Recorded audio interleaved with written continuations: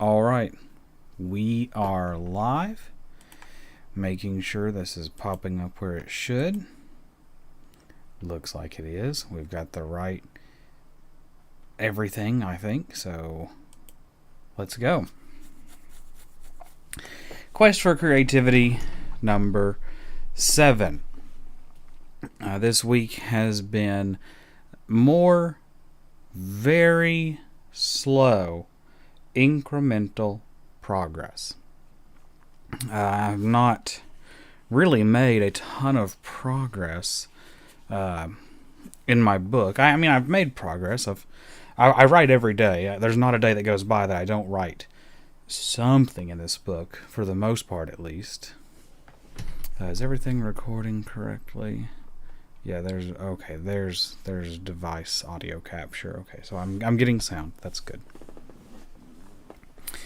Well, I'm sure that was a pleasant sound. I don't have a ton to say. I'm doing this because keep the steam rolling on it, to say I keep creating, keep doing. Sometimes part of the progress is forcing yourself to do stuff. That is I guess that's a simple part. This part of this is kind of talking about process, because I think the creative process is hard. This isn't so much about the creative endeavor itself, is it?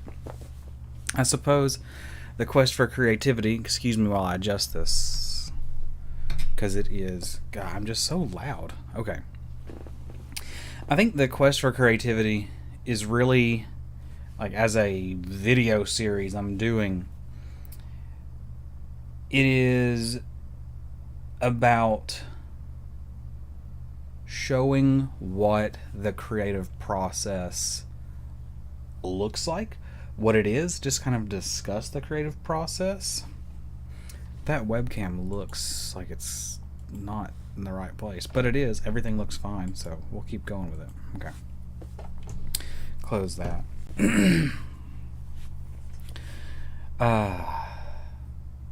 Part of, I'll just keep talking about the creative process then.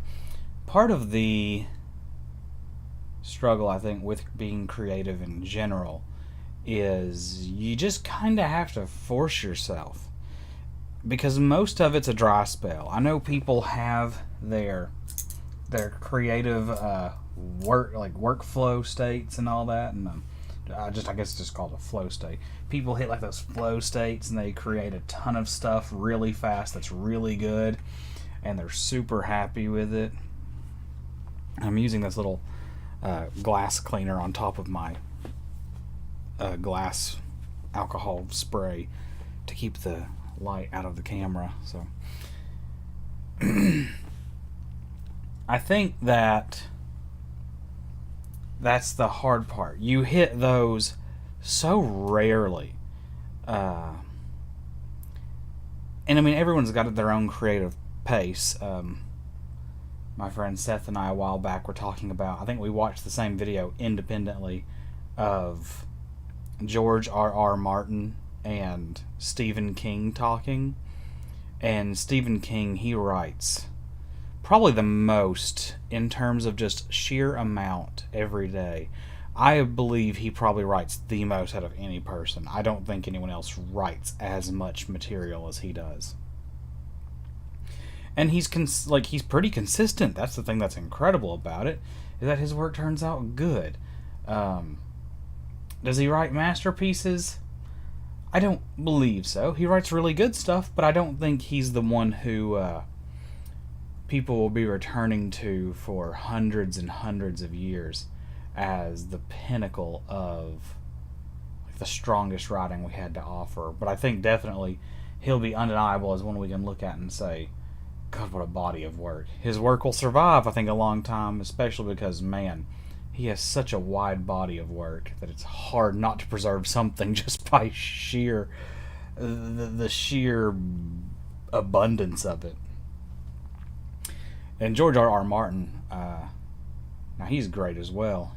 He's good, but he writes so slow. They have this great interaction where he says, "How do you write so much?" And Stephen King's like, I just write. Every day I do this many words. They don't all become final, but I try to get them as close as I can to final. And he's like, if in 1 month I write 6 pages, it's a good month. 6 pages a day? Because he pretty much writes like 6 pages of content a day. And he's like, if I write 6 pages in a month, that's good.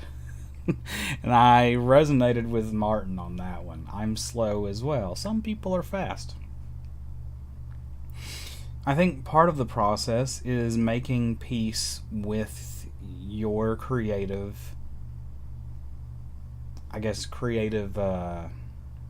rhythm. Some people have a really fast creative rhythm where they can just sit there and continually chip away really quickly and make a lot of final products. And that's fine. That doesn't necessarily make that creator better or worse. The quantity of something isn't what matters. Even if they make a high quantity of high quality work, that doesn't necessarily, create a hierarchy of creatives. I would rather people just create things. I think creating things is a part of being human, and so we should all be creating something. It's not all the same. It's not always stories. It's not always art. It's not even recognizably something we created. Some people make friendships. Some people make whatever, but we make things all the time. And it's all part of a creative endeavor. I just tend to enjoy more traditional creativity for myself. So, I think all that rambling was just to say, I think part of this whole creative process is, number one, discovering your rhythm, discovering if you are fast, if you are slow, and learning to be okay with that. That's, I think, the biggest, most important part is being okay with your creative pace. I know I had said last time that only like 20% of it is generating something, and the rest is I can't remember what I said. I think it was good. I think it was good. I remember at the time I thought to I'll have to go back and watch it just to remind myself, but very little of it is the actual generation of material. I think part of it was persistence, and I guess that still stands today. I'm focusing on just, even if you're in a dry spell, everything you touch feels like garbage, everything you produce seems trivial and bad. That's okay. Just create something. I think the best thing anyone who wants to be creative can do for themselves is just make a goal to at least every day do something on it. At least every day do something in your creative process, whether that's and I don't mean just reading and watching things, because you should be. If you're a creative person and you're doing like I'm doing, the traditional creative route of just wanting to tell stories and like do tabletop stories, because I want to make tabletop games, I want to write things, I want to do all of that. I think the most important thing a creative person can do is saying, every day I'm going to sit down and actually create something. I'm going to actually sit down and I'm going to chisel out one little piece of this. Even if it's just a couple of little things, do it. Even if it's just spitballing ideas, get them out of your head. Just every day it kind of feels like creativity is just taking the black 8-ball, the magic 8-ball, and just giving it a shake and seeing what comes out of it. Newsflash, most of it's not going to be what you want, but you just need to every day get up and shake it, because you don't know when one day you're going to shake it and you're going to get exactly what you need. So every day you got to get up and shake that magic 8-ball of creativity, because it's going to make the difference. That's what's going to really really change things. Just because if you sit there and never do it, you're going to always be, you're going to get caught in that thinking cycle of, well, I want it to be this, I kind of want it to be that, I don't know where to start, or I don't know where I should start, I don't know what I should dig into. Just do it. Just dig into it. No one cares where you start. You shouldn't care where you start, as long as you start. This is trivial advice. It doesn't do anything for most people, but sometimes, every now and then, you just need to hear it. You can start at the end. You can start at the beginning. You can start at designing the clothes the type of people in this place would wear. You can start with someone's name and build the character. You can start with absolutely anything. Just start somewhere. Even if you end up throwing it all out, just start somewhere.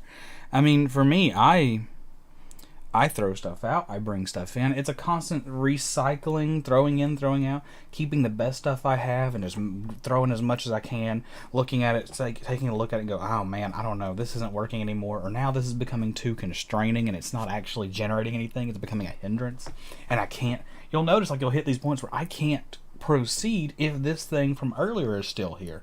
So you have to learn to cut things out. That's another big thing. Was that part of what I was saying last time? I can't remember, but that's something I kind of learned during the composition program, that when it comes to writing and editing things, most of the job of editing is just getting rid of stuff, and part of the creative process is editing what you generate. So you're going to have to you can't be attached. You should of course be invested in your ideas, but you need to realize that every idea has a time and place.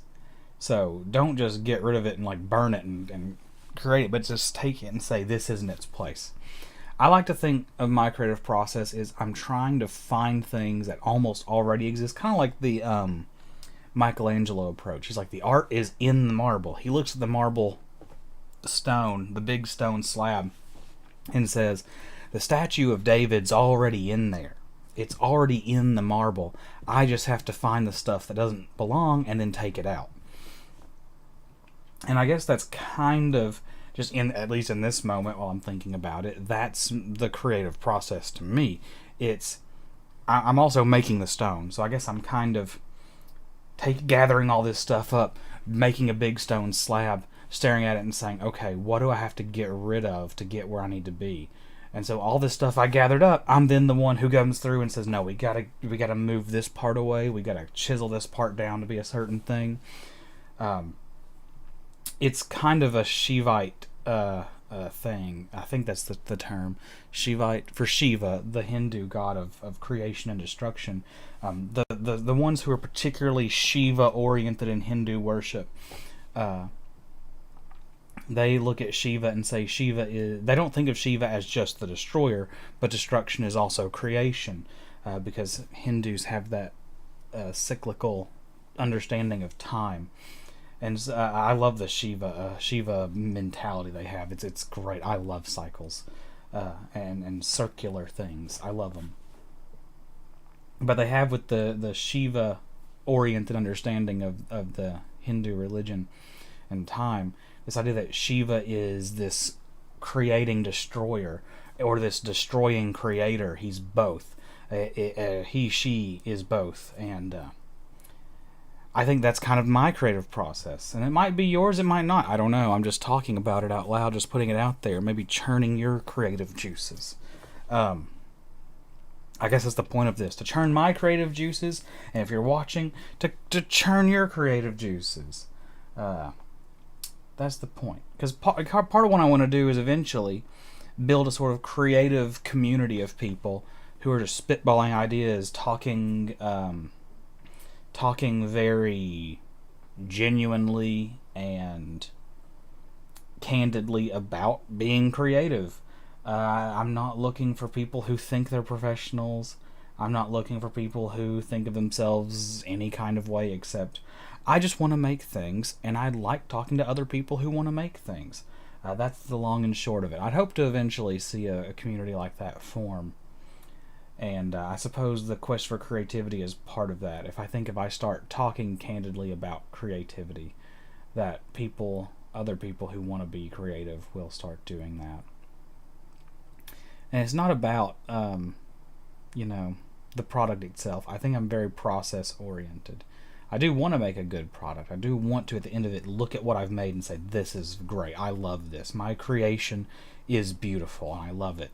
But the process is where you're going to spend most of your time, so you better love to enjoy it, and you should understand it, or at least try to understand it. So I guess I am a Shivite, a Shiva-styled creator, where to me it is first I create and then I destroy, and my destruction is part of that new creation. And it keeps going forever of just this creating and destroying cycle until I finally have everything exactly the way it should be. Which I guess in the Hindu understanding, if we follow the analogy all the way through and put that bad boy in, that is the singularity, the Brahmic singularity of bringing all things back to Brahma in that whole form. I guess that's where I'm putting things into. I'm trying to get back to my creative singularity through creation and destruction. This is the part where Topher would say, duality of man. So for him, duality of man. The destroyer and the creator, and both in turn. Yeah, I think that's about it. I've been at this for 16 minutes now, so I guess I'll just call it. Here's what I'll say to anyone who watches this or is watching this. Create something today. Break out a notebook or break out a camera. Do something, anything. Just get something down physically. Capture something, draw something. Whatever the medium is doesn't matter. But take something from in here and get it out of you. Take something from in your head and put it in the world. I do it in a notebook. I take the things in my head, I get them out, and I put them in this notebook, and that's how I make them real. And then later I'll do more with them and make it even more real and do a ton with it. So today, whatever your medium is, get something in your head out of it and make it real. Make something in your head real today, because if you don't, you're always going to be stuck in that process of the things just being in your head. And they're going to never refine more. They're never going to go anywhere. It's going to be caught in this like self-neutered non-creation cycle. Where just no progeny ever comes from it. There's no birth. There's no death. There is nothing. If you never start, there never will be anything. But once you start, there's everything. So, create something today. Do a favor for yourself. No matter how impossible it seems, do the impossible thing. That is just how life is. Do the impossible thing today. Create something. It is impossible, and yet we can all do it. So do it. Do the impossible thing and create something. That is all. Last time my little 5-second countdown was perfect, so here we go. 5, 4, 3, 2, 1.